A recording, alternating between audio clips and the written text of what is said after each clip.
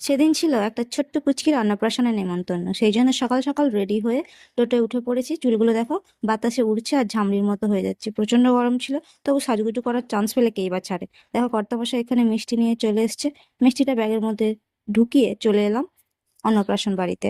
এই দেখো এই কি সোনামাটার অন্নপ্রাশন আজকে। ওর সঙ্গে আমি একটু খেলছিলাম, কিন্তু প্রচন্ড গরমে ও একটু কান্না করছিল। তারপর আমরা খেতে চলে গেছিলাম লস্যি। তো লস্যি খেয়ে তারপর লাইন দিয়ে দিয়েছিলাম ভেলপুরি। ভেলপুরি খেতে খেতে দেখো কর্তামশাইকে এখানে হাতে ধরিয়ে দেওয়া হয়েছে বরণডালা, আর এখানে চলছে হালদির ফটোশুট। এই পুচকি কি সুন্দরভাবে ফটোশুট করছে দেখো। তারপর চলে এসেছিল গঙ্গা স্নান করতে।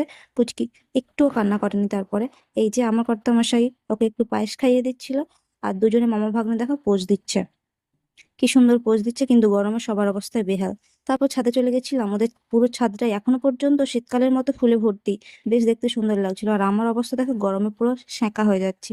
তো পুরো ছাদটা অনেকক্ষণ ধরে ঘুরে অনেক ফটোশুট করে তারপর চলে এসেছিলাম বাড়ি। টাটা, দেখা হচ্ছে নতুন ভিডিওতে। বাই, ভালো থেকো সবাই।